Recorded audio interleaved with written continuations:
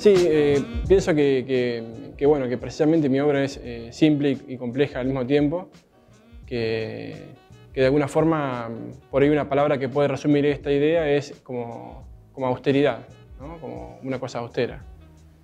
No sé, lo pienso como una forma de vida. Aquella gente que vive de forma austera parece simple al verlo, y sin embargo es compleja es complejo el modo y es complejo hacerlo, digamos. Una cosa que me remite y que me lleva a pensar que es, por ejemplo, yo le dedico mucho tiempo a veces a tomar las medidas del bastidor y decidir qué medida va a tener esa obra, como a la proporción, ¿no? Y al coeficiente, digamos, el número que divide el largo por el ancho de la obra. Entonces por ahí estoy una semana o 15 días pensando si va a ser 1,618 como el número áureo o va a ser 1,58 o más o menos. Y ya cuando mando a hacer el bastidor, ya para mí ya empezó el proceso creativo, digamos, ¿no? Y pienso que por ahí puede ser gracioso para alguien que va al taller y ve un cuadro en blanco que parece que está como por empezar, y para mí ya estoy en la mitad del proceso, digamos, ¿no? En ese sentido creo que es algo muy simple de ver y muy complejo para mí tomar esas decisiones, digamos. Entonces, por eso puede parecer que una obra sea muy simple y a la vez la fórmula es compleja, digamos. Bueno, el color es uno de los aspectos que más me conflictúa en el momento del proceso.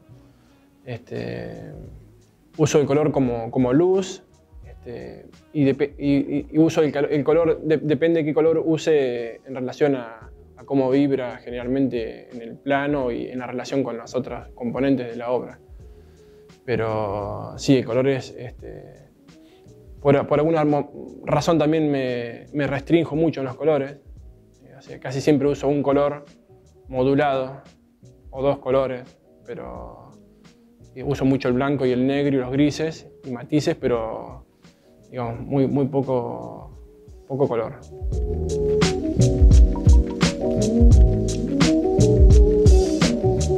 Me parezco un poco un maestro zen en el sentido de que siempre trato de ver unidas esos extremos en el mismo concepto, digamos, ¿no? Asocio el caos como a la posibilidad de estar permeable y dejar lugar a la sorpresa, digamos. Pero creo que hay que tener cuidado, en cierto sentido, con esa estrategia, porque la sorpresa también se repite. Entonces, también es un cliché el caos. No sé, si dejo caer siempre, si se me cae la tinta en la obra y considero que es una buena posibilidad jugar con esa mancha, es un cliché jugar con la mancha también. Entonces, como que es un lugar como peligroso y hay que estar muy atento, pero no niego el caos. De hecho, estoy abierto, digamos, a esas posibilidades y hay que estar, creo que, muy atento a qué es lo que puede surgir dentro del proceso cuando eso aparece, digamos, ¿no? Y qué es lo que me sirve de ese accidente o caos. Por otro lado, el orden es lo que me posibilita compaginar la idea y, no sé, un día me levanto con ganas de partir un cuadro al medio y cuando voy al taller lo empiezo a hacer y veo que no funciona, y ahí es donde debe entrar el orden y bueno, cuando uno se encuentra con los materiales y con la práctica de ver cómo eso se ajusta y se compagina para que dé con la idea.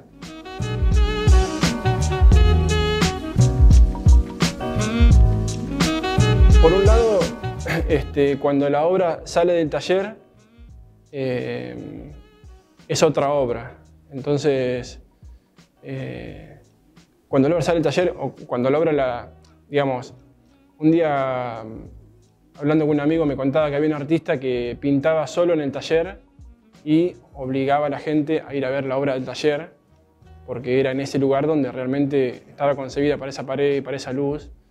Y bueno, es un poco lo ideal eso, ¿no? Es como una idea un poco romántica decir, solo se ve acá esta obra. Y en parte me seduce esa idea, digamos, ¿no?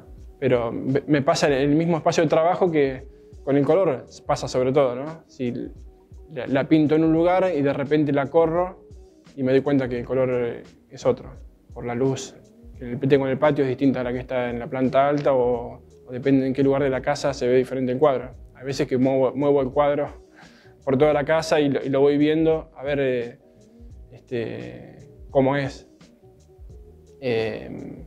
Y de repente, bueno, cuando sale la posibilidad de hacer una muestra, vuelve a suceder eso, digamos.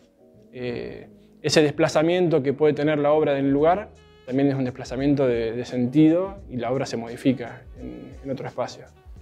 Por eso cuando tengo una muestra, trato de ser muy meticuloso, digamos, como dónde va a ser el lugar, si tiene zócalo o no tiene zócalo, la altura del techo, la luz, qué tipo de luz. Nada, son cosas que las tengo en cuenta. Y el espectador, bueno, bienvenido sea, digamos. Pasen y vean.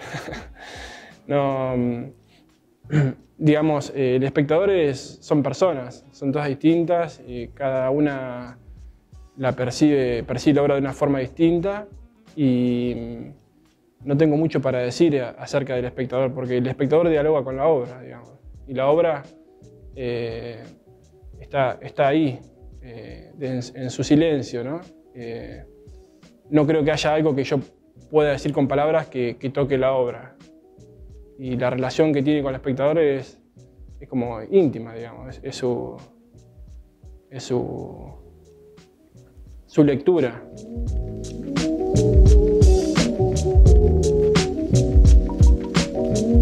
Bueno, una de las obras que más me interesaría ir a ver personalmente y creo que más se justifica son los frescos de Fra Angelico que están en el convento de en San Marcos, en Florencia. También quizá por esta especificidad que hablábamos recién de cómo es la obra cuando es concebida para ese lugar.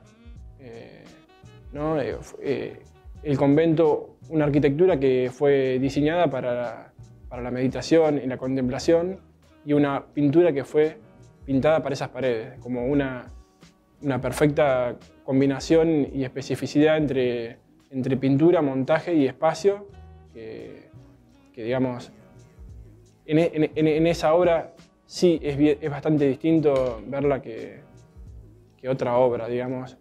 En un museo, en realidad, todas las obras son como idealmente concebidas siempre en un lugar, pero en esta está pintado en el muro, o sea, no se puede quitar. O sí se puede, pero una tarea un poco compleja. Eso me gustaría ir a ver.